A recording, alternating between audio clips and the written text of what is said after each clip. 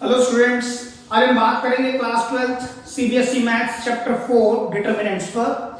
बेटा this is our second lecture of determinants.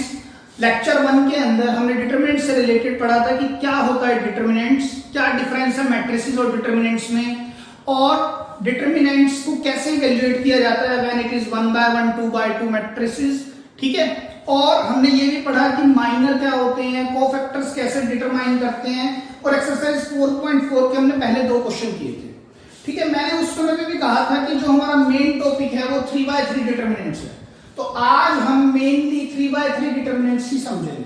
ठीक है, बिफोर दैट मैं स्टार्ट जो करूंगा, मैं डिटरमिनेंट जो इवैल्यूएशन 3/3 का जो स्टार्ट देंगे हम वो 2/2 से ही करेंगे। तो लेट्स टेक एन एग्जांपल। तो इवैल्यूएशन ऑफ डिटरमिनेंट्स टॉपिक यही होगा, सबसे पहले मेन टॉपिक जो होगा हमारा यही होगा। ठीक है, लेकिन इसको हम स्टार्ट कैसे करेंगे, एक 1 2 3 4 मुझे a डैट निकालना है, तो मैं क्या करूंगा 1 2 3 4। अब आप इसको निकाल सकते हैं, मैंने बताया था प्रिंसिपल डायगोनल को मल्टीप्लाई कराएंगे माइनस सेकेंडरी डायगोनल, तो ये आ जाएगा आपके पास -2। It is the value of the determinant. ठीक है, तो सर ये वैल्यू कहीं और किसी और मेथड से भी निकाली जा सकती है? हाँ बिल्कुल निकाली जा सकती है। देखिए निकालने के कई मेथड हैं, इसको जो हम मेन मेथड यूज करने जा रहे हैं वो सबसे पहले देखते हैं। मेथड का क्या नाम है, यूजिंग कोफैक्टर्स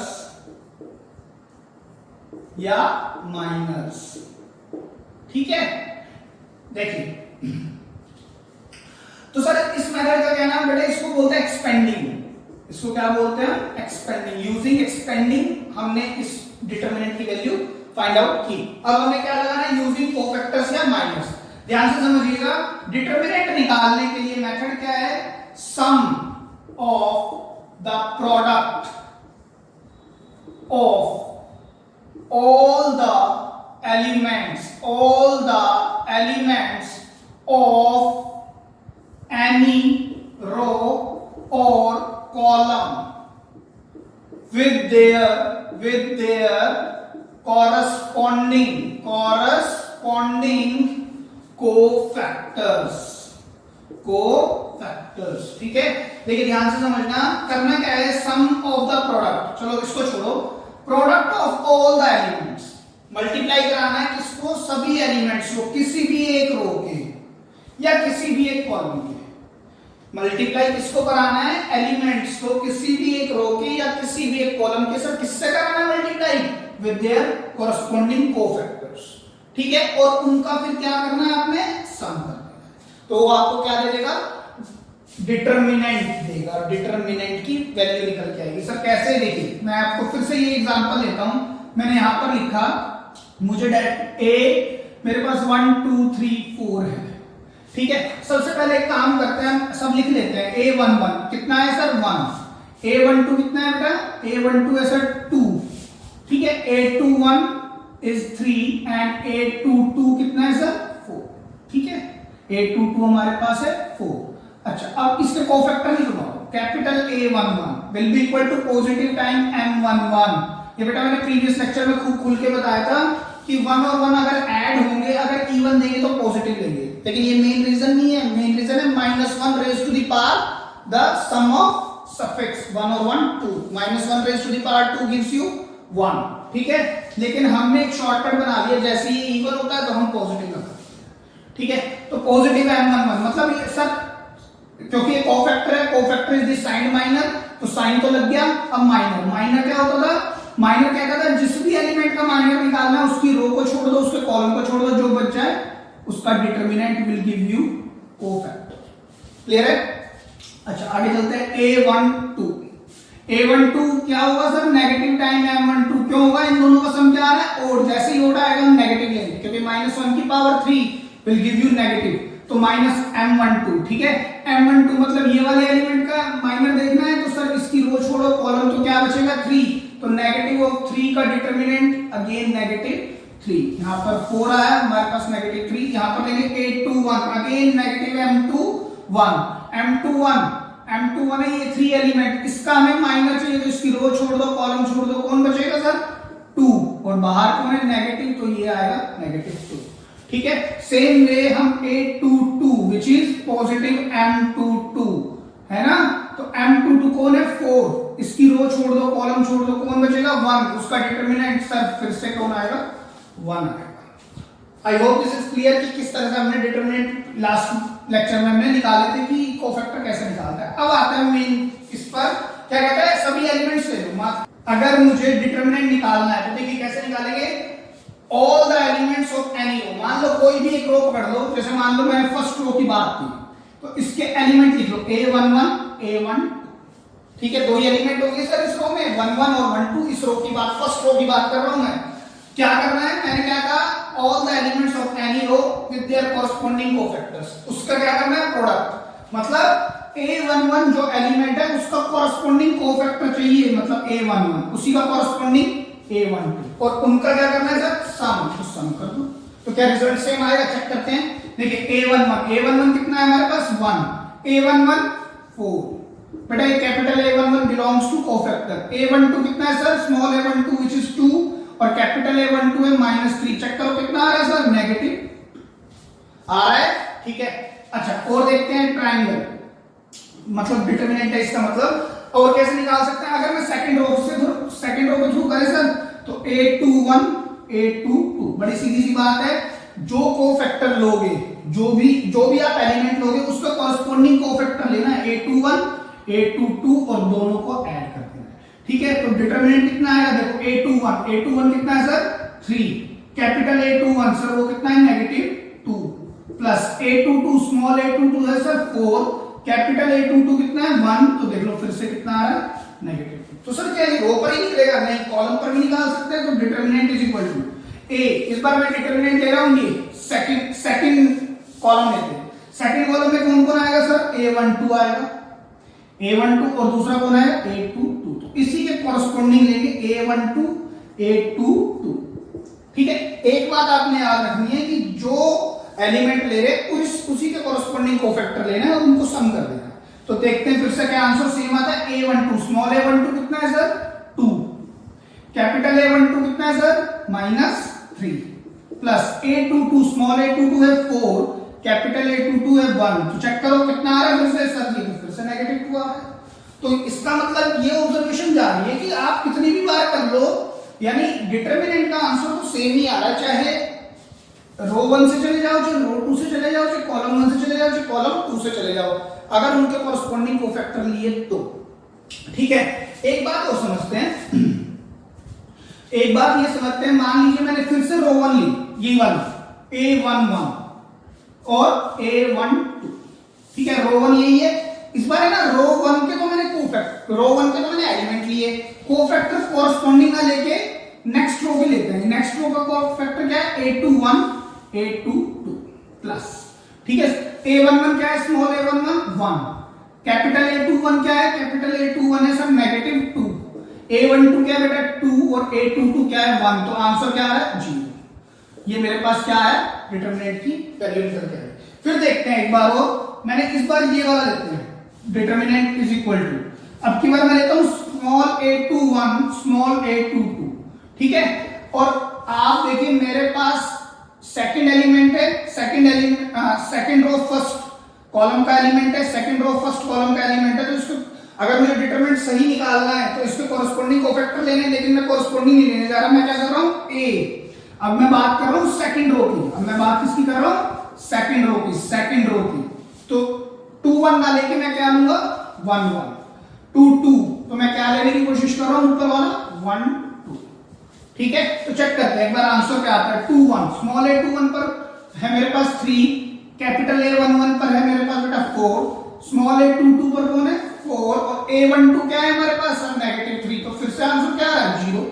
और एक बात और देखते हैं, यही वाला देखिए ध्यान से, फिर मैंने डिटरमिनेंट उठाया, इस बार क्या लिया सेकंड कॉलम की बात करते हैं। सेकंड कॉलम मतलब ये, तो सेकंड कॉलम ही ले लेते हैं A12 A22, कॉलम की बात हो रही है, तो अब की बार मुझे इस पे कॉरस्पॉन्डिंग कोफैक्टर लेने हैं, वो भी कॉरस्पॉन्डिंग मतलब सेम लेने हैं, लेकिन मैं कॉरस्पॉन्डिंग ना लेके पहला वाला कॉलम ले लेता हूं, मतलब कैपिटल A11 और कैपिटल ये क्या होगा A21 और इनको प्लस। कॉलम पर बात हो रही है। A12 स्मॉल a12 कितना है? स्मॉल a12 है 2, कैपिटल A11 कितना है 4 प्लस स्मॉल a22 कितना है 4 और A21 कितना है बेटा A21 माइनस 2। चेक करो कितना आ रहा है आंसर, फिर 0। क्लियर हो गया आपको बात? तो देखिए ध्यान से समझना, अगर मैं एलिमेंट जो भी रो लेता हूं, मेरे को रो के एलिमेंट अगर मैंने लिए, किसी भी एक रो के अगर मैंने एलिमेंट लिए, किसी भी एक रो के या किसी भी एक कॉलम के अगर मैंने एलिमेंट लिए, और अगर उन एलिमेंट को मैंने उनके कॉरस्पॉन्डिंग कोफैक्टर से मल्टीप्लाई करा के सम किया, तो मुझे क्या मिल रहा है? Determinant is equal to some value. सभी जगह पर सेम वैल्यू आ रही है। लेकिन अगर मैंने किसी भी रो के एलिमेंट को किसी दूसरी रो के कोफैक्टर से मल्टीप्लाई करके सम किया, तो रिजल्ट क्या देगा? 0 देगा। या मैंने किसी दूसरी रो के एलिमेंट्स को पहली रो के कोफैक्टर से मल्टीप्लाई करा के सम किया, तो आंसर क्या देगा?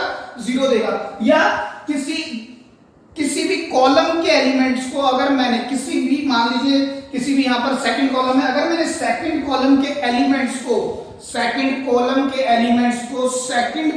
फर्स्ट कॉलम के कोफैक्टर से मल्टीप्लाई करा के सम किया, तो भी आंसर क्या देगा? 0 देगा। बेसिकली मुद्दे की बात यह है कि जब आप कोई एलिमेंट लेंगे तो उसी के कॉरस्पॉन्डिंग कोफैक्टर लेके सम करेंगे, तब तो डिटरमिनेंट मिलेगा।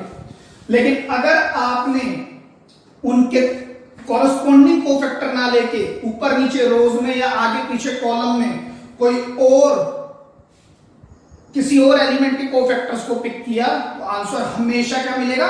0 मिलेगा। हमेशा क्या मिलेगा? 0 मिलेगा। लेकिन एक बात आपने याद रखनी, कुछ बच्चे गलती करते हैं, कहेंगे सर मैंने रो तो ये ले ली, ठीक है, मेरे को आंसर क्या निकालना है? मान लीजिए 0 निकालना है, तो सर मैंने क्या किया? A11 ले लिया और A12 ले लिया। आपने कहा था कि A11 और A12 अगर आपने इसको इसी के कोफैक्टर से मल्टीप्लाई करा दिया, तब तो डिटरमिनेंट मिल जाएगा। लेकिन अगर किसी और से करा दिया, जैसे मान लीजिए स्मॉल a11 है, स्मॉल a12 है, तो अगर मैंने इसको 21 से और इसको 22 से करा दिया तो 0 मिल जाएगा। लेकिन लोग बच्चे क्या कहते हैं, सर A11 ले लिया था, यहाँ पे A12 ले लिया था, ठीक है, ये क्या है? First row. अब मैंने इसको मल्टीप्लाई करा दिया कॉलम 2 से, तो कॉलम 2 पे कौन आएगा? पहले तो आएगा A12 और फिर कौन आएगा? A22। बेटा तब बात नहीं बनेगी। मैंने क्या कहा? रो की कॉरस्पॉन्डिंग रो ही होनी चाहिए और कॉलम के कॉरस्पॉन्डिंग कॉलम ही होना चाहिए। कॉलम के कॉरस्पॉन्डिंग कॉलम, रो के कॉरस्पॉन्डिंग रो।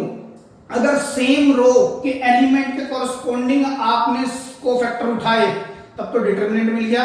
लेकिन अगर किसी इस रो के एलिमेंट के कॉरस्पॉन्डिंग आपने इसके कोफैक्टर उठा लिए, तो आपको आंसर 0 मिलेगा, ठीक है। लेकिन ये नहीं सर मैं इस रो के कॉरस्पॉन्डिंग इस कॉलम के उठाऊं तो तब 0 नहीं मिलेगा, तब वो इनवैलिड है। जैसे इसको चेक भी कर लेते हैं। फॉर एग्जांपल मान लीजिए ये A11, मान लो आपने कहा सर ये वाला चेक कर लेते हैं। A11 और A12, A11 कितना है 1 और A12 है 2, 1 और ये है 2, ठीक है। A12 क्या है? कैपिटल A12 सर -3 और कैपिटल A22 क्या है 1, तो चेक करना 0 मिल रहा है क्या? सर ये 0 नहीं मिलेगा, ठीक है। मैंने क्या कहा? कॉरस्पॉन्डिंग चलानी है आपने चीजें। अगर रो लिए तो इसी के कॉरस्पॉन्डिंग कोफैक्टर लोगे तो डिटरमिनेंट। अगर ये रो लिए फर्स्ट रो और इसके ही कॉरस्पॉन्डिंग आपने कोफैक्टर ना लिए, किसी और रो के कोफैक्टर को उठा लिया, तो 0 मिलेगा। या अगर आपने कॉलम लिया है उसके कॉरस्पॉन्डिंग कोई और कोफैक्टर उठा लिए, तो भी 0 मिलेगा। क्लियर है? I hope this is clear. आप इसको लिख लीजिए। तो स्टूडेंट्स अभी तक हमने बात की how to evaluate the determinant of 2/2। हमने दो मेथड डिस्कस किए, यूजिंग एक्सपेंडिंग मेथड और दूसरा कोफैक्टर। तो क्या सर हम इस मेथड को यूजिंग कोफैक्टर या यूजिंग एक्सपेंडिंग, क्या हम 3/3 जो मोस्ट इंपोर्टेंट टॉपिक है आपके कोर्स का, 3/3 के डिटरमिनेंट को भी इवैल्यूएट कर सकते हैं? तो चलिए देखते हैं कि क्या हम 3/3 डिटरमिनेंट को यूजिंग कोफैक्टर्स इवैल्यूएट कर सकते हैं या नहीं। तो बेटा इस क्वेश्चन को समझने के लिए मैं एनसीईआरटी एक्सरसाइज 4.4 का क्वेश्चन नंबर 3 जो आपकी एक्सरसाइज में गिवन है उसी से हम बात करेंगे। देखिए क्या कहता है, using cofactors of elements of second row, evaluate determinant 538 201 123। आपको इसका डिटर्मिनेंट इवेल्युएट करना है, ठीक है। तो आप ध्यान से देखिएगा, सबसे पहले इवेल्युएट करने से पहले हम सारी चीजें लिख लेते हैं। हमारे पास एलिमेंट कितने हैं सर? 9 एलिमेंट हैं और कोफैक्टर का यूज करना है। तो कोफैक्टर कितने होंगे? जितने एलिमेंट हैं। तो पहले एलिमेंट लिखते हैं यहाँ पर A11 क्या है सर? 5, ठीक है। A12 sir 3, A13 sir it is 8, A13 कितना है? 8 है। A21 sir 2, A22 0, A23 1, A31 हमारे पास 1 है, A32 कितना है? 2 और A33 कितना है? 3। Third row third column small a meaning element. अब बात करते हैं कोफैक्टर्स की। इसको हम कैसे डिनोट करेंगे? कैपिटल A11 से। फिर आएगा सर A11, फिर कौन आएगा? A12, फिर A13, ठीक है। चलिए आगे देखते हैं।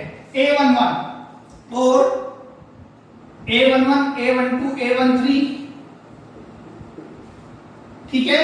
अब हम बात करेंगे A21 A22 A23, ऐसे ही same A31 A32 and A33। Clear है? तो देखिए A11 sir first row first column का मतलब क्या होगा सर? पॉजिटिव। ये कोफैक्टर है, cofactor is the sign minor, positive M11, A12 negative M12, 13 positive M13, A21 negative M21, positive M22, negative M23, positive M31, negative M32, positive M33, ठीक है। अब sir minor निकालने लगे। देखिए माइनर कैसे निकालेंगे? M11 first row first element में कौन बैठा है सर? 5। तो इसकी रो को छोड़ दो, इसके कॉलम को, इसकी रो छोड़ दो, कॉलम तो कौन बचेगा? 0 2 1 3 सर 0 2 1 3 का determinant 3 into 0 0 -2 will give you -2, ठीक है। A12 अब क्या करना है sir? M12 first row second column कौन है? 3। इसका क्या लेना है हमें? माइनर। तो इसको इसकी रो छोड़ दो, कॉलम 2 1 1 3 का क्या लेना है आपने? 2 1 1 3 का डिटर्मिनेंट 3 2 just 6 -1 और ब्रैकेट के बाहर कौन सा साइन है? माइनस। तो कितना आएगा? -5, ठीक है। इसी तरह A13 किसके इक्वल होगा? पॉजिटिव M13, मतलब A13 जो होगा ये, इसकी रो छोड़ दो, कॉलम 2102 का डिटर्मिनेंट कितना आएगा बेटा? 2 2 जा 4 -0 सर ये आएगा 4। क्लियर है? आगे चलते हैं नेगेटिव M21। अब यहां से देखिएगा M21 मतलब सेकंड रो फर्स्ट कॉलम, वो कौन सा एलिमेंट है सर? ये 2 होगा। वो एलिमेंट क्या होगा? 2। तो इसकी रो भी छोड़ दिए, कॉलम तो क्या बचेगा? 3 2 8 3, क्या बचेगा? 3 2 8 3 का डिटरमिनेंट 3 3 जा 9 8 2 जा 16, तो ये आएगा पॉजिटिव 7। क्लियर हो गया आपको बात? आगे चले M22। अब सेकंड रो सेकंड कॉलम पूरा छोड़ दो, तो 5 1 8 3 का डिटरमिनेंट 5 1 8 3 3 5 जा 15 -8 अगेन आ गया पॉजिटिव 7। A23 कौन है? 1 सर इसकी रो छोड़ दो, इसका कॉलम 5 1 3 2 क्या बचेगा? 5 1 3 2 will be equal to 5 2 जा 10 -3 अगेन कितना आएगा सर? -7। ये कितना आएगा? -7, ठीक है।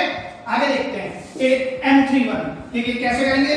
थर्ड रो फर्स्ट कॉलम कौन है? ये सर इसकी रो छोड़ दो, कॉलम 3081 क्या होगा? 3081, तो 3 - 0 gives you 3, ठीक है।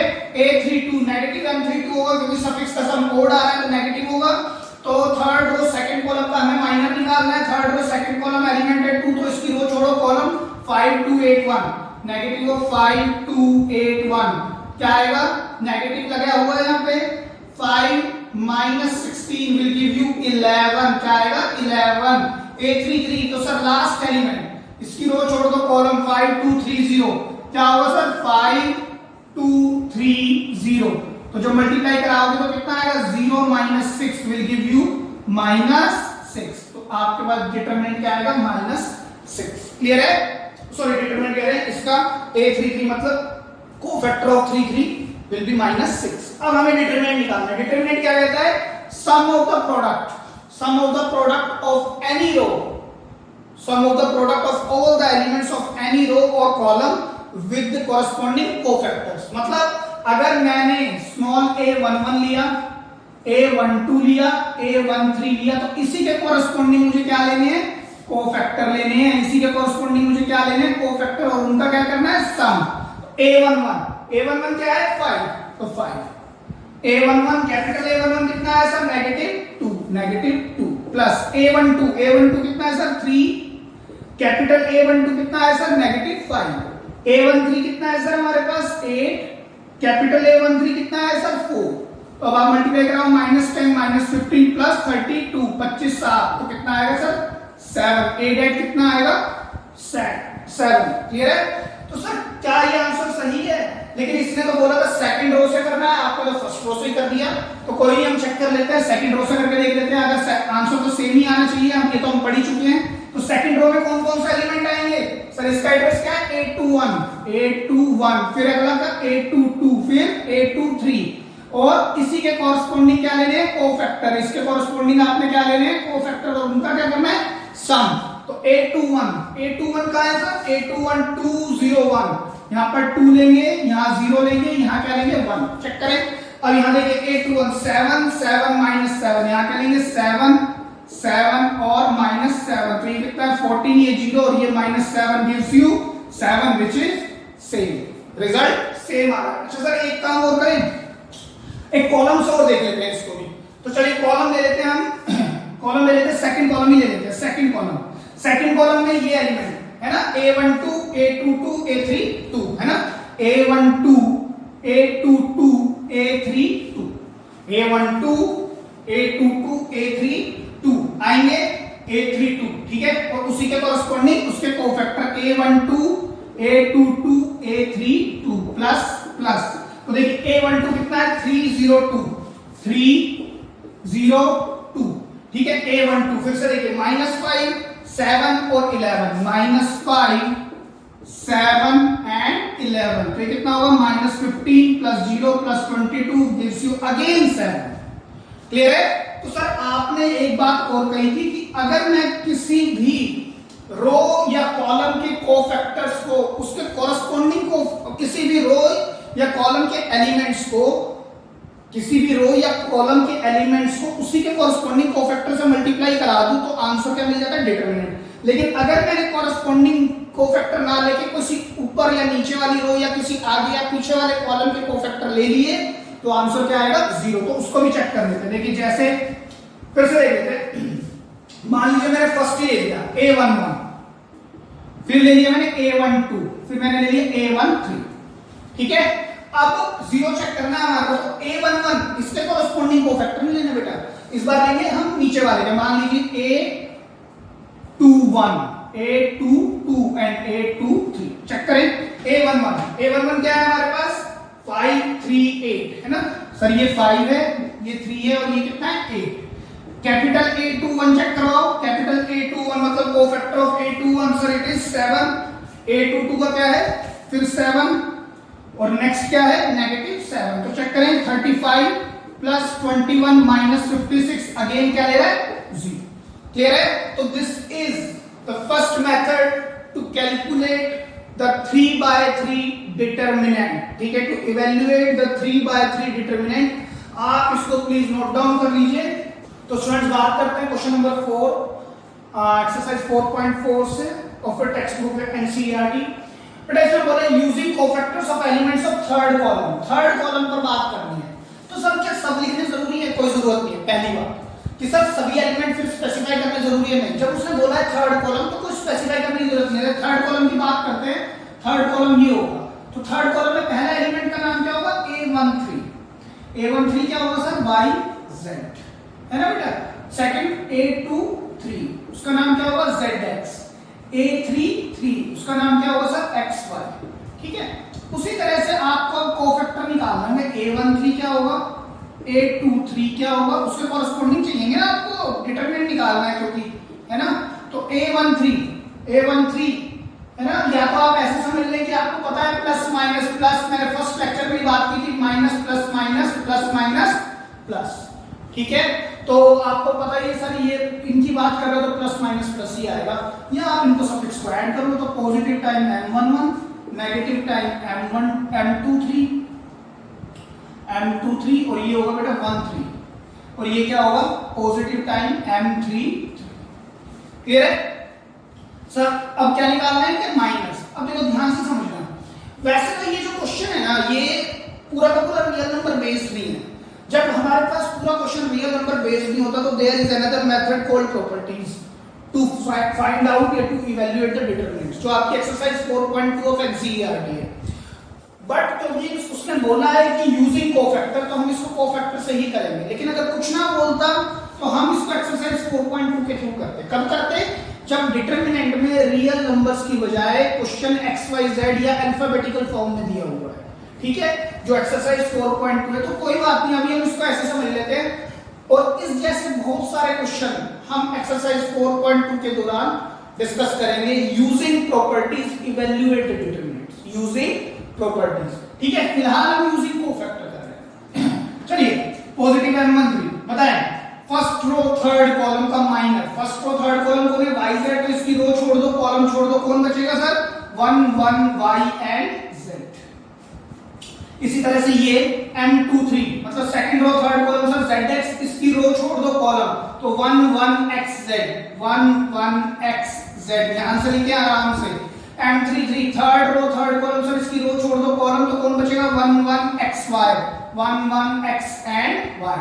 अब आप इनको कैलकुलेट कर सकते हैं सर, ये प्राइमरी डायगोनल है तो z माइनस y, ये क्या होगा बेटा z माइनस x, और नेगेटिव बाहर है तो मैं इसको x माइनस z भी लिख सकता हूं अगर मैं माइनस को अंदर भेज दूं। ये क्या होगा सर y माइनस x, तो ये आपके पास कोफैक्टर भी आ गए कोरस्पोंडिंग एलिमेंट्स के, ठीक है। अब आपने फिर फॉर्मूला लगाना है, क्या डिटरमिनेंट का फॉर्मूला, आपको थर्ड कॉलम यूज करना है। थर्ड कॉलम में पहला एलिमेंट क्या है a13, दूसरा क्या है a23, तीसरा क्या है a33, और इन्हीं के कॉरस्पॉन्डिंग क्या लेने हैं आपको cofactor a13 a23 and a33, इनके बीच में क्या लगाना है सम।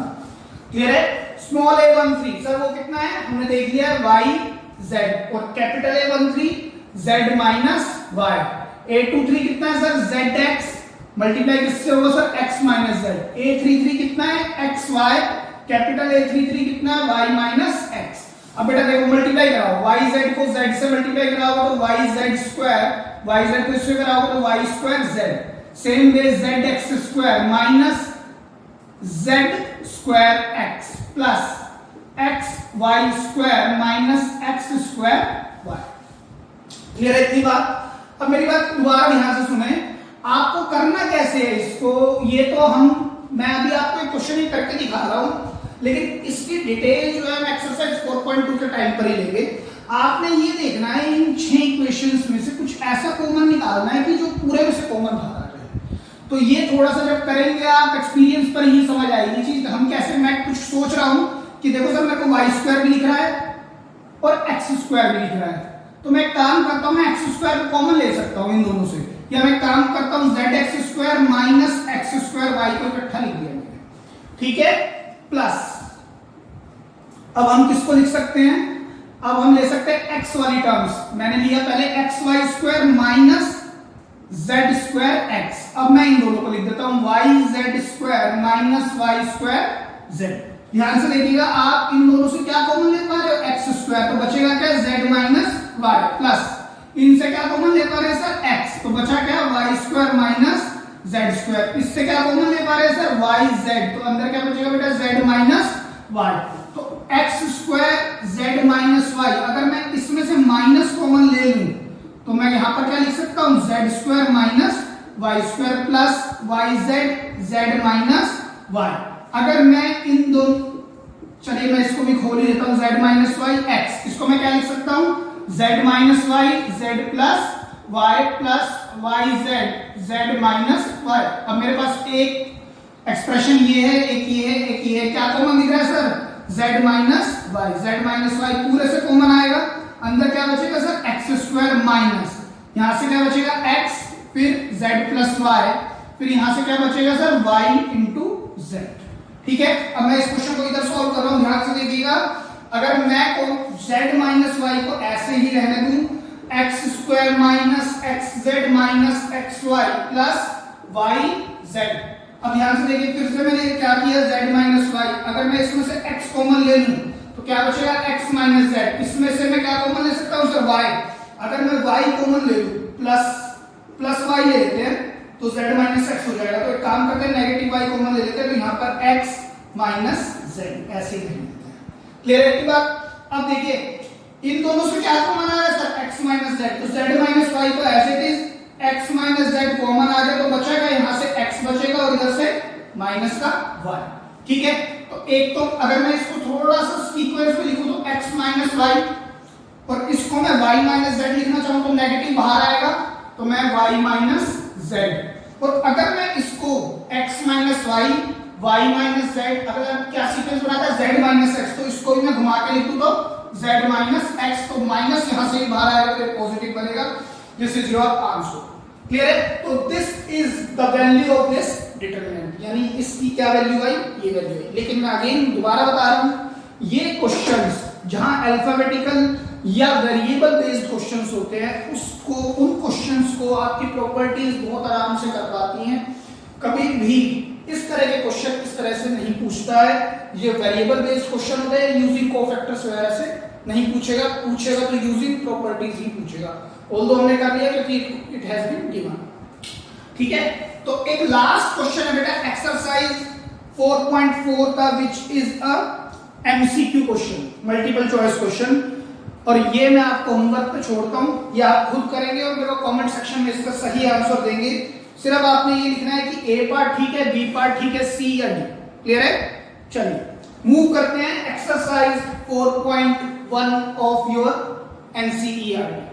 तो स्टूडेंट्स देखते हैं एक्सरसाइज 4.1 का क्वेश्चन नंबर 1। इसमें आपको 2x2 के 3 डिटरमिनेंट्स दिए हुए हैं, आपको ये सॉल्व करना है। पहले दो क्वेश्चन है, क्वेश्चन नंबर 1, क्वेश्चन नंबर 2 का फर्स्ट पार्ट और सेकंड पार्ट। तो चलिए आपको आता ही है वैसे भी, कैसे करेंगे इसको सर, जो प्रिंसिपल डायगोनल है यूजिंग एक्सपेंडिंग, अब आपको इवैल्यूएट करना है।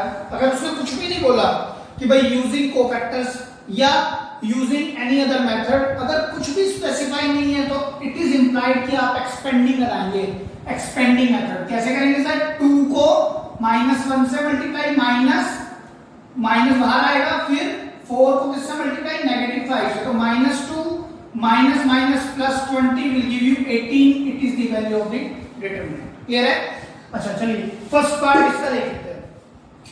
अब भी कुछ नहीं बोला, उसने कहा इवैल्यूएट द फॉलोइंग, इवैल्यूएट करना है आप, तो क्या करेंगे, प्रिंसिपल पार्ट को, प्रिंसिपल डायगोनल को cos into cos square theta minus sine को साइन से करेंगे तो माइनस साइन स्क्वायर थीटा और नेगेटिव के साथ आएगा। अगर ब्रैकेट खोल दिया जाए तो क्या बनेगा, साइन स्क्वायर थीटा। तो सर ये तो आइडेंटिटी होती है विच इज 1, तो ये वैल्यू होगी इस डिटरमिनेंट की। सेम वे इसको करेंगे, ये भी 2/2 का डिटरमिनेंट है। पहले इस प्रिंसिपल डायगोनल को मल्टीप्लाई कराया x² माइनस x प्लस 1, तो किससे मल्टीप्लाई कराना है, x प्लस 1 से, negative times x plus 1 and x minus 1। ध्यान से देखिएगा बेटा, it is nothing but a cube plus b cube. a cube plus b cube क्या होता है sir, a plus b, a square plus b square minus ab। तो a plus b देखो, a plus b, a square x square b square 1 और ab x। तो sir मैं इस फॉर्मूले को क्या लिख सकता हूं, a cube plus b cube मतलब x क्यूब प्लस 1 का क्यूब। देखो ध्यान से देखिएगा, x प्लस 1 इस फॉर्म में लिखो, x प्लस 1 ये रहा, ठीक है।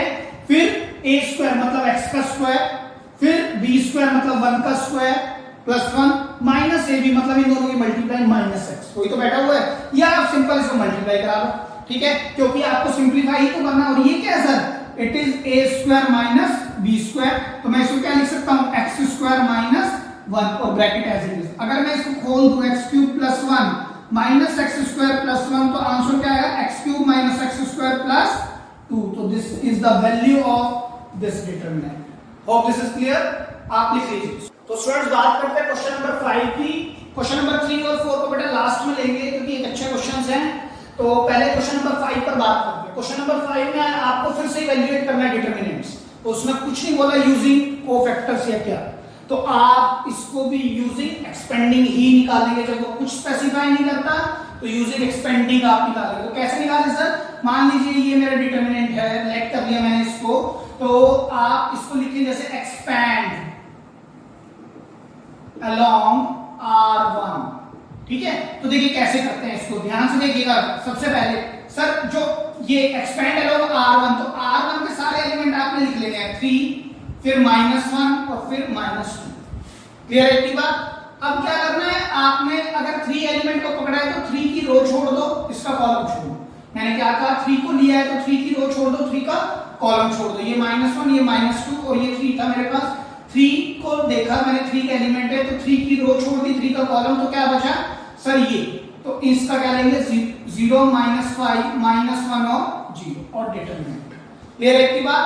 ठीक है, आगे चलते हैं। अब -1 है ये। अब -1 की रो छोड़ दो, कॉलम छोड़ दो, क्या बचेगा 0, 3, -1, 0, 0, 3, -1 एंड 0। करने का मेथड यही होगा।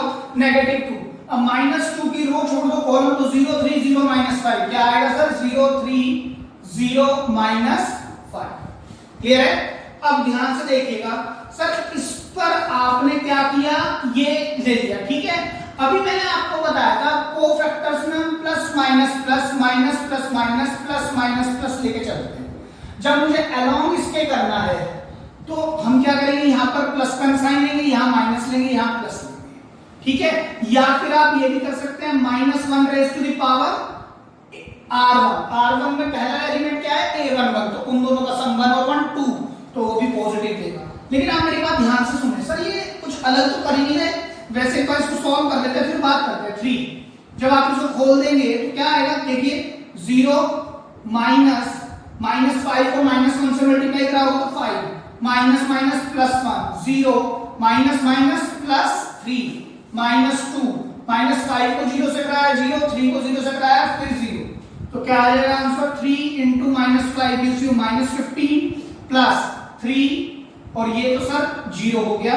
0 - 0 0, 0 × 2 0, तो 15 में से 3 का -12 इज द आंसर। अब बेटा ध्यान से देखिएगा सर, ये कुछ अलग तो है ही नहीं। देखो ध्यान से, अगर मैं इसको ध्यान से लिखना चाहूंगी, 3 क्या है सर A11 है, तो A11। ये क्या है -1 सर, ये तो A12 है।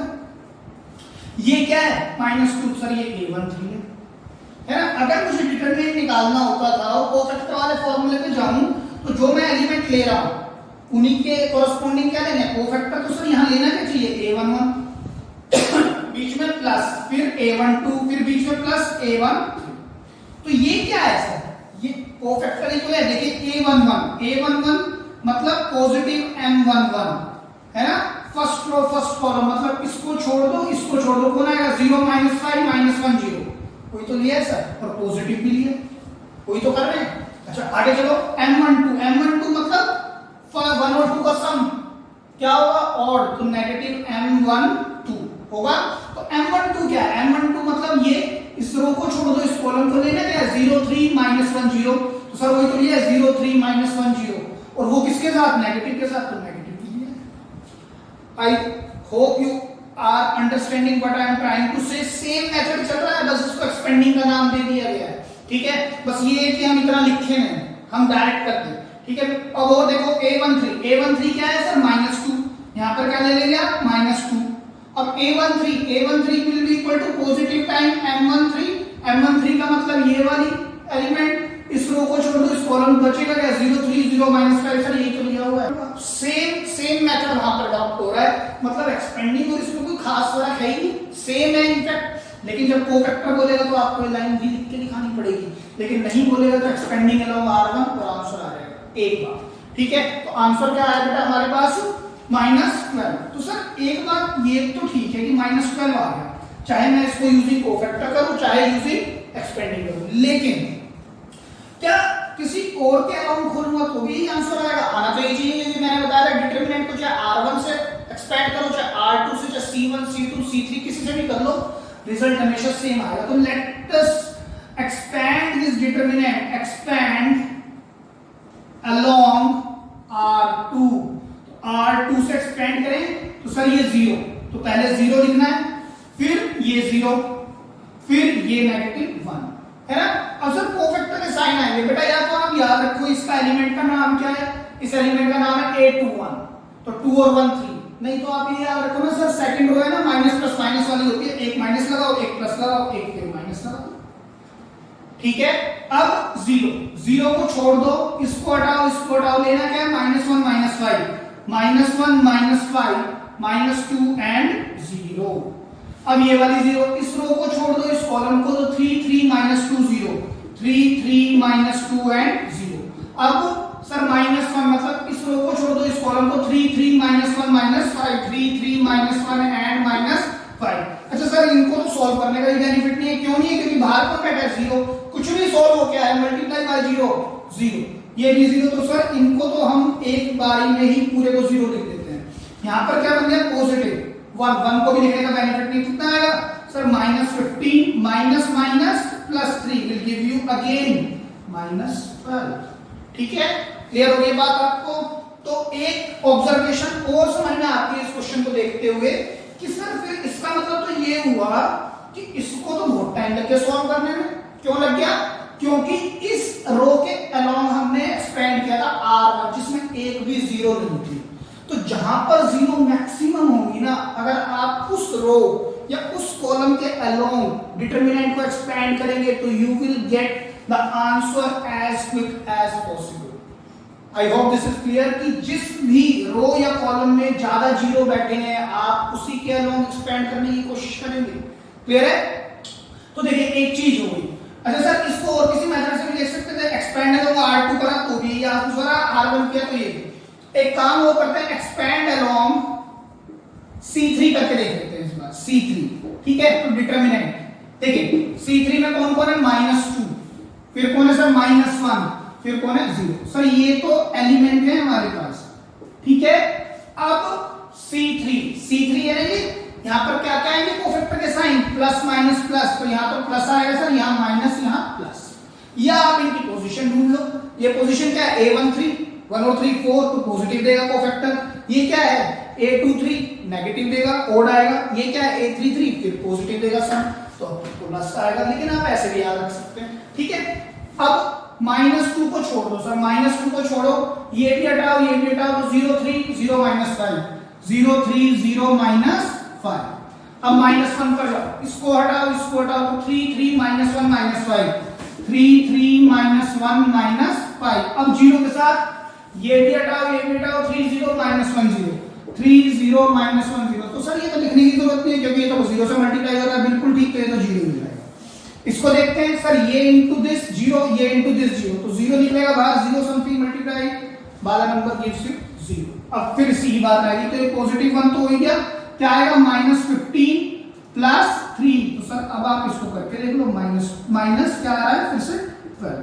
तो बेटा बड़ी सीधी सी बात है, डिटरमिनेंट आप कैसे भी निकाल लो, चाहे किसी R1 से निकाल लो, चाहे R2 से निकाल लो, चाहे R3 से, C1 से, C2 से, C3 से, ठीक है, आंसर रिमेन्स सेम।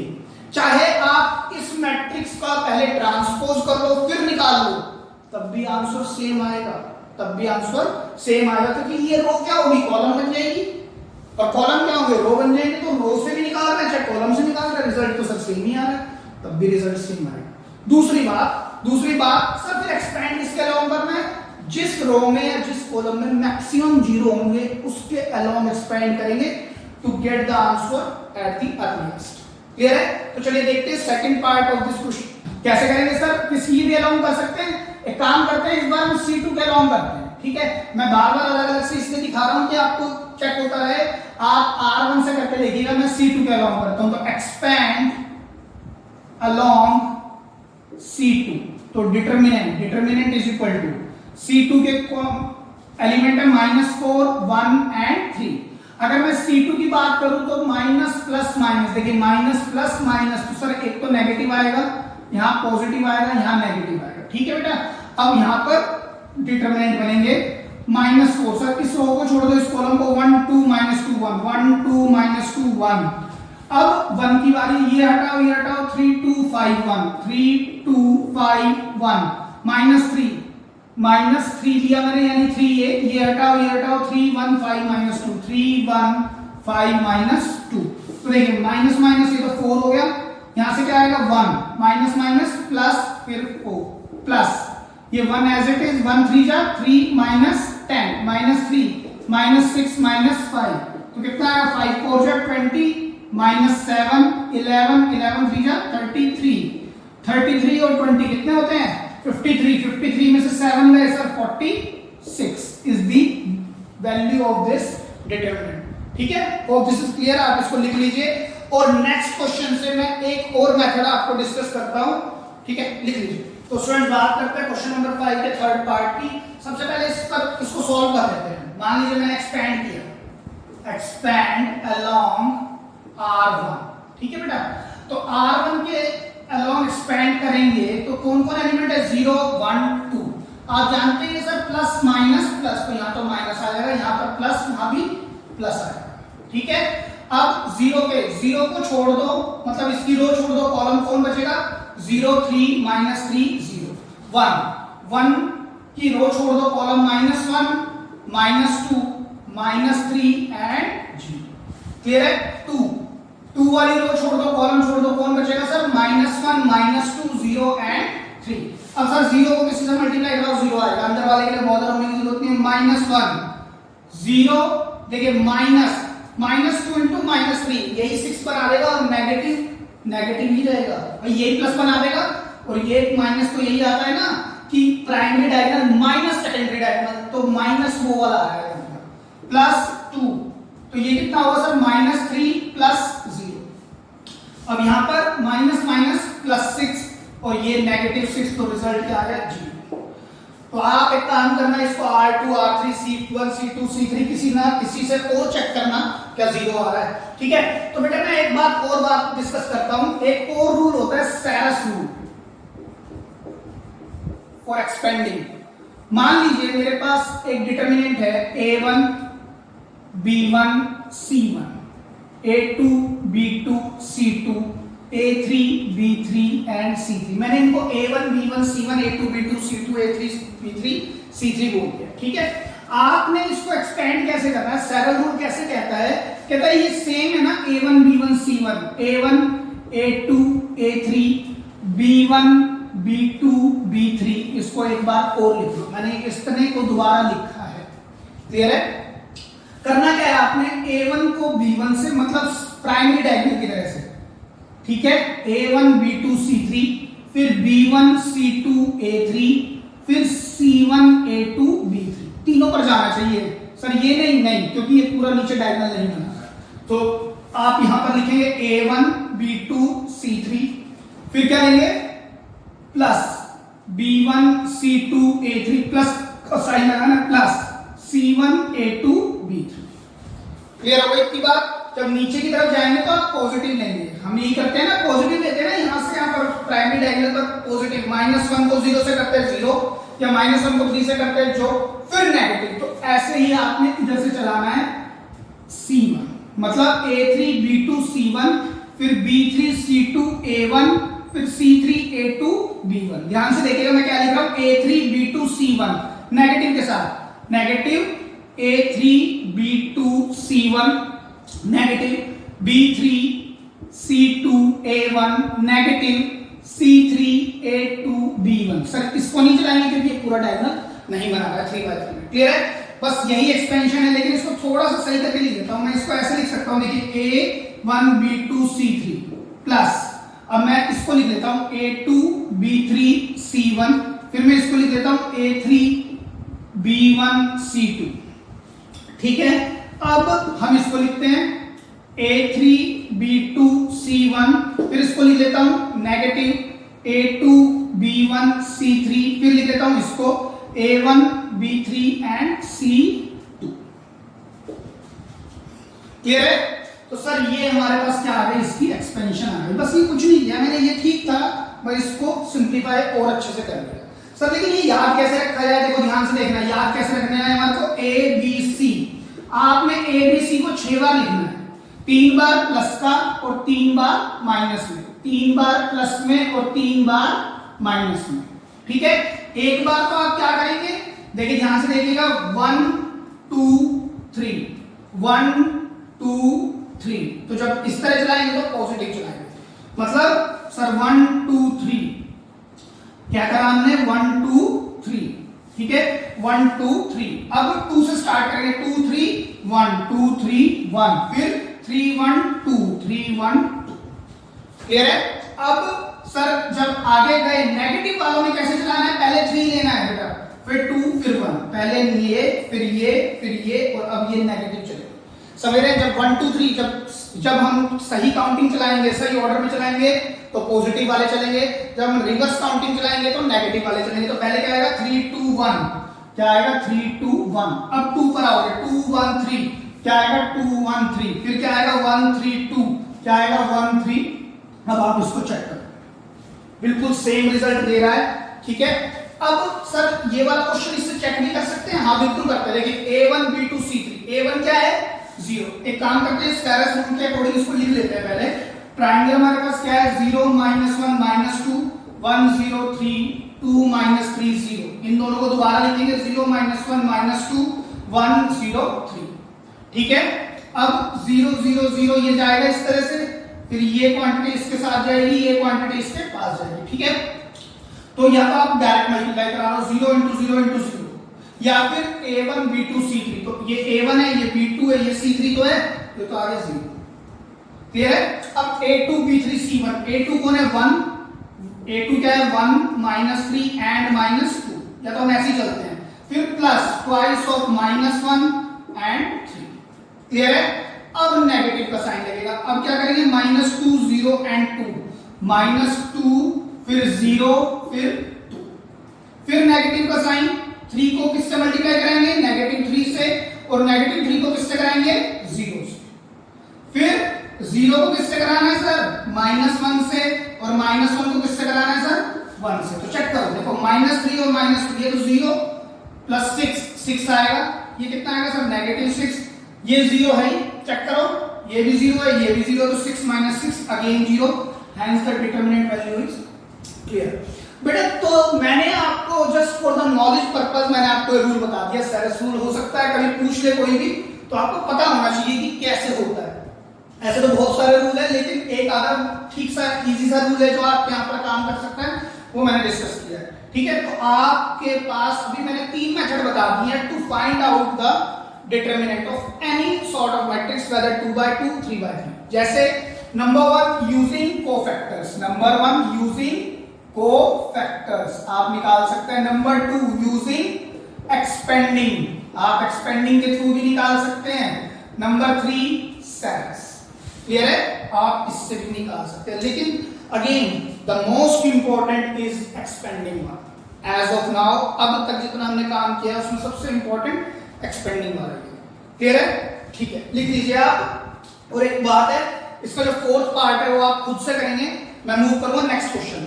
तो स्टूडेंट्स देखते हैं एनसीईआरटी क्वेश्चन नंबर 6 7 8। देखिए बोलता क्या है, इफ ए मैट्रिक्स, ये क्या है मैट्रिक्स दी हुई है, देखिए आप साइन भी देख सकते हैं, it is the square brackets, ठीक है। तो ये किसको रिप्रेजेंट करते हैं मैट्रिक्स को। हमें क्या निकालना है ए डिटरमिनेंट, तो बहुत आसान है सर, कैसे निकालेंगे ए डिटरमिनेंट, आप डिटरमिनेंट का साइन लगाएंगे इस पूरी मैट्रिक्स पर -2 -3 एंड -9, और आपको कुछ नहीं बोला है तो आप एक्सपेंड करेंगे अलोंग, R1 से कर देते हैं, तो क्या निकलेगा देखिए। सबसे पहले सर 1 लेना है, इधर भी 1 लेना है, इधर -2, पहले वाला R1 को आप याद रखें प्लस -2, यहाँ पर प्लस यहाँ माइनस, और यहाँ पर प्लस प्लस माइनस माइनस ही हो जाएगा 1। इस रो को छोड़ना है, इस कॉलम को, तो क्या आएगा 1 4 -3 -9, ठीक है। इस 1 को लेंगे, इस रो को छोड़ देंगे, इस कॉलम को 2 5 -3 -9। अब -2 मतलब इसको छोड़ दें, इसको छोड़ दें, 2 5 1 4 2 5 1 and 4, बस इसको एक्सपेंड कर दो बेटा। -9 -12 -18 और -15, कितना आएगा -15। अब -2, अब इसको कैसे करेंगे आप, 4 2 8 -5। देखिए ये होगा -9 + 12, अगर ब्रैकेट खोल दें ये कितना होगा सर -18 + 15, ये कितना होगा सर -2 के साथ मल्टीप्लाई किया होगा 3, ये कितना है सर 3 ये कितना है सर -3 और बाहर आने पर +3 और ये कितना है नेगेटिव। अगेन आप किसी भी रो या कॉलम के अलोंग एक्सपेंड करें रिजल्ट रिमेंस 0। इस डिटरमिनेंट का जो आंसर आएगा वो रियल नंबर 0 है। अब आपके पास नेक्स्ट क्वेश्चन है, क्वेश्चन नंबर 7। इसमें कहता है find the value of x। अब आपको x की वैल्यू निकालनी है, तो ये जो साइन है मॉड्यूलस का मतलब डिटरमिनेंट। आपके वहां जब मैट्रिक्स में हम काम कर रहे थे तो जब दो मैट्रिक्स इक्वल होती तो हम बोल देते थे कॉरस्पॉन्डिंग एलिमेंट्स इक्वल हो गए। क्यों ऐसा बोलते थे? क्योंकि वहां पर कोई कंसेप्ट नहीं था मैट्रिक्स को सॉल्व करने का, लेकिन यहाँ तो है। तो सर यहाँ इक्वल नहीं बोलेंगे हम, यहाँ पर हम इक्वल नहीं बोलेंगे बेटा। बहुत बच्चे गलती करते हैं, ध्यान रखना। मैट्रिक्स होता तो कॉरस्पॉन्डिंग एलिमेंट्स इक्वल करके हम x y z की वैल्यू निकालते, लेकिन यहाँ पर तो डिटरमिनेंट है, मैट्रिक्स का तो कोई कंसेप्ट नहीं आ रहा इधर। तो सर यहाँ तो हम डिटरमिनेंट को सॉल्व भी कर सकते हैं। बिल्कुल आप सॉल्व करेंगे। 2 1 जा 2 -4 5 जा 20। 2x को x से मल्टीप्लाई करेंगे तो 2x स्क्वायर -24। अब इसको इधर कर देंगे तो 2x स्क्वायर ये कितना है -18 प्लस 24, तो x स्क्वायर ये कितना हो जाएगा 6/2 which is 3। x is equal to plus minus √3। मैंने कहा था जो x आएगा वो कुछ भी रियल नंबर भी हो सकता है। Yes, again real number. Clear है? आप ये गलती ना कर देना कि सर कॉरस्पॉन्डिंग एलिमेंट्स को इक्वल करके x निकाल देता हूं। नहीं, वो नहीं कर सकते आप यहाँ पर, क्योंकि it is the determinant. Determinant can be solved, तो आप सॉल्व करके ही x को इक्वेट करेंगे। क्लियर है? सेम वे इस वाले को करेंगे आप। 5 2 जा 10 5 2 जा 10 -12। x को 5 से मल्टीप्लाई करेंगे 5x -6x it gives you -x, it gives you -2। तो x की वैल्यू क्या आ जाएगी आपके पास 2। They are the easy questions, but आपको जो ध्यान रखना है वो ये है कि मैट्रिक्स और यहाँ पर कुछ फर्क है बेटा। Determinant is the part of matrix, ये पार्ट है मैट्रिक्स का। फर्क रहता है हमेशा, कुछ चीजें यहाँ पर एज इट इज लगती हैं, कुछ नहीं। तो आपको याद रखना है कि थोड़ा सा फर्क है। ठीक है? अब आप इसको भी, ये कॉरस्पॉन्डिंग एलिमेंट इक्वल नहीं होंगे क्योंकि it is the determinant. x को x से मल्टीप्लाई करेंगे तो x स्क्वायर -36। सेम वे 6 6 जा 36 18 2 जा 36। तो ये तो सर खत्म ही हो गया। तो x स्क्वायर इक्वल टू 36, तो x is equal to plus minus 6 which is the B option. आपकी बुक में कौन सा ऑप्शन होगा? B option. ठीक है? I hope this is clear. तो चलिए स्टूडेंट्स देखते हैं एक्सरसाइज 4.1 के बचे हुए दो क्वेश्चन। They are the most important question जो एमसीक्यूज के अंदर पूछ लिए जाते हैं। सबसे पहले आप एक काम करें, हम इसको सॉल्व करते हैं। आपको क्या दिया है? एक मैट्रिक्स दिया है 2/2 की। कहता है 2a का determinant will be equal to 4 times a determinant. ठीक है? तो चलिए पहले एलएचएस को पिक करते हैं। पहले क्या लेंगे? Twice of a। Twice of a का मतलब 2, एक स्केलर है जो इस मैट्रिक्स से मल्टीप्लाई होने पर क्या देगा? 2 4 8 4। क्लियर है? अब आपको क्या कहता है? डिटरमिनेंट निकालना है इस 2a का। तो डिटरमिनेंट निकालने के लिए इस पर मैट्रिक्स की जगह डिटरमिनेंट का साइन आएगा, मतलब मॉड्यूलस का साइन आएगा। तो 4 2 जा 8 -32 विल गिव यू -24। तो एलएचएस हमारे पास आ चुकी है। अब आरएचएस में कहता है 4 को 8 से मल्टीप्लाई करना, तो पहले 8 ही निकाल देते हैं। 8 कितना आएगा? 1422। तो कितना होगा? 2 - 8 2 - 8 विल बी -6।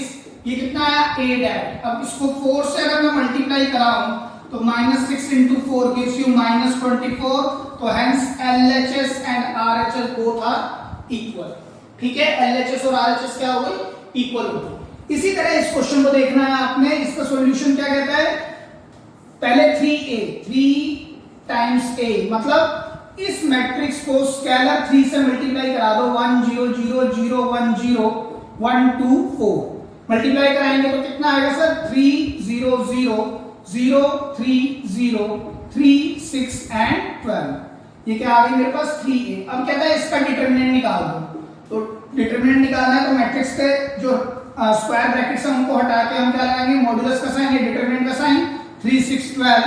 अब मैंने आपको बताया था, आप अगर कुछ भी नहीं बोला एक्सपेंड करने के लिए तो आप एक्सपेंडिंग रूल यूज करेंगे। तो एक्सपेंड किसके अलोंग करना चाहिए? जिसमें ज्यादातर 0 है। तो इसमें भी 0 है और इसमें भी 0 है, या सर ऐसे भी 0 है। देखिए, या तो सर मैं इस C1 पर लगा सकता हूं या C2 पर। आपने कहा था जिसमें ज्यादा 0 है, इसमें भी 2 0 है, इसमें भी 2 0 है। सर यहाँ भी तो 2 R3 पर भी लगा सकता हूं, तो किसी के भी अलोंग लगाओ, एक्सपैंड अलोंग, मैंने कहा C1, तो 3 के बाद डिटर्मिनेंट, यहां पर देखिए प्लस होगा, ये माइनस होगा, ये प्लस होगा, -0 जो भी आए, फिर प्लस में 0 जो भी आए, आंसर तो 0 ही रहना है ना बेटा। चलिए 3 की बात करते हैं, इसकी रो छोड़ दो, इसका कॉलम क्या आएगा यहाँ पर 3, 0, 6 एंड 12, तो 12 3 जा 36 -0, तो 36 into 3 108, 388 मेरे पास कितना आया 108। अब हम बात करते हैं RHS की। RHS मेरे पास है 27 टाइम्स A डैट, तो सबसे पहले A डैट ही निकालते हैं, 1 0 0 0 1 0 1 2 4। इस बार मैं काम करता हूं, एक्सपेंड करता हूं इसको अलोंग, कॉलम से किया था यहाँ पे हमने, हाँ इस बार हम R3 कर देते हैं, तो देखिए यहां भी प्लस माइनस प्लस आता है, तो A डैट सर 0 -0 + 4, इस 4 को हटाओ, इसकी रो हटाओ, कॉलम हटाओ, तो क्या बचेगा 1 0 0 1, तो यहां पर क्या आ जाएगा 4, 1 1 जा 1, 1 को 4 से मल्टीप्लाई कराओगे तो A डैट कितना आ गया 4। लेकिन A डैट थोड़ी चाहिए, हमें क्या चाहिए 27 टाइम्स A डैट, तो 27 into 4 will be 108, hence the answer is same, मतलब LHS equal to RHS।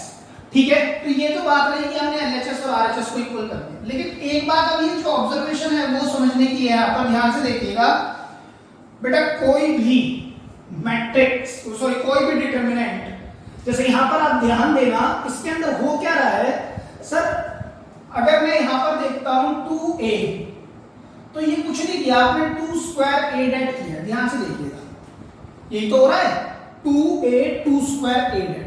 यहां पर क्या कर रहे हैं सर, यहां पर ये 3A है और यहां पर क्या कर दिया 3 A डैट, तो ये हो क्या रहा है, बेसिकली ये हो ये रहा है कि सर ये वाला 3 पावर में जा रहा है क्या, ये वाला 2 भी पावर में जा रहा है, नहीं ऐसा नहीं हो रहा, ध्यान से समझिए, ये वाला जो ऊपर वाला 2 है इट डिपेंड्स अपॉन ऑर्डर, जो ऑर्डर है वो आ रहा है 2 पर, यहां पर 3 ऊपर कौन आ रहा है, ऑर्डर आ रहा है, order of the matrix, order क्या है इसका 3/3। तो ध्यान से समझिएगा, अगर मेरे पास कोई K A डैट है, मतलब मैं अगर किसी भी A मैट्रिक्स को किसी स्केलर से मल्टीप्लाई करा के डिटरमिनेंट निकाल दूं, तो वो किसके इक्वल होगा, K raised to the power n, A that के इक्वल होगा, where n belongs to order of matrix, order किसका, मैट्रिक्स का या डिटरमिनेंट का। मतलब की बात ये है, अगर मैं किसी भी स्केलर को इस मैट्रिक्स से मल्टीप्लाई करा के डिटरमिनेंट निकालूं,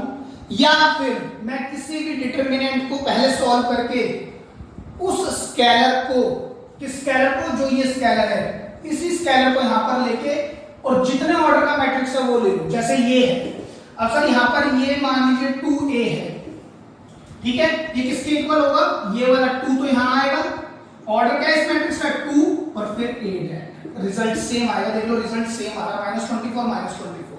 अगर यही वाली मैट्रिक्स होती, अगर मैं कहता 3A, तो सर ये स्केलर को मैंने यहां लेना है, इस स्केलर को मैंने कहां लेना है 3A यहां पर लेना है, और इसके ऊपर क्या लगेगा पावर 2A डैट। जैसे सर करके देखें, मान लीजिए मैंने यहां 3 ले लिया, इस बार आपने नोट तो कर ही लिया होगा, 3 यहां पर ले लिया, तो 3 बन जा, अंदर क्या चेंज आ जाएगा, देखिए 3 बन जा 3, 3 2 जा 6 6 और ये 12, और यहां पर भी यही हो जाएगा 3 6 12 एंड 6। जब आप इसको सॉल्व करेंगे तो 6 3 जा 18 -72, तो कितना बचेगा ये 54 नेगेटिव, ठीक है। अब यहां पर क्या लेना है आपने, A डैट करें, A डैट करने पर कितना है -6 के बाद आपने इसको किससे मल्टीप्लाई कराना है, देखो ध्यान से देखिएगा, यहां पर आपने लिया क्या है 3A डैट, ठीक है 3A, तो किसके इक्वल आएगा ये 3 का स्क्वायर, मतलब आप 9 से जब मल्टीप्लाई करा देंगे, जब आप किससे मल्टीप्लाई कराएंगे 9 से, इसको -6 से, तो आंसर आपका सेम आएगा। तो ऐसा हो सकता है आपसे कोई भी क्वेश्चन एमसीक्यूज में पूछने की ये quantity as per the determinant किसके इक्वल होगी, तो वो इसके इक्वल होगी, where this 2 is the scalar and the upper one 2, the upper 2 मतलब the power 2 belongs to the order of the matrix. Same way अगर 3/3 की है, तो 3/3 में अगर मैंने यहां पर लिख दिया 3A डैट, तो स्केलर तो सर ये एज इट इज आएगा और A डैट भी आएगा, लेकिन ऊपर पावर में कौन आएगा ऑर्डर अगर 2x2 है तो स्क्वायर, अगर 3x3 है तो I hope this is clear. तो ये आप याद रखिए, ठीक है। तो बेटा this is all about exercise 4.1 and 4.4। आपके मैंने सारे एग्जांपल्स भी देख लिए हैं, they are not as tough as other exercise examples, तो उनको मैं डिस्कस नहीं करूंगा। आप खुद ही एक्सरसाइज 4.1 और 4.4 के सभी एग्जांपल्स लगाएंगे। अगर कोई डाउट है तो आप प्लीज कमेंट सेक्शन में लिख दें, जिससे कि मैं उन एग्जांपल्स को भी डिस्कस कर लूंगा। तो this is all about for today's lecture. Hope you have understood well and please like, share and subscribe our YouTube channel Jan Study Point.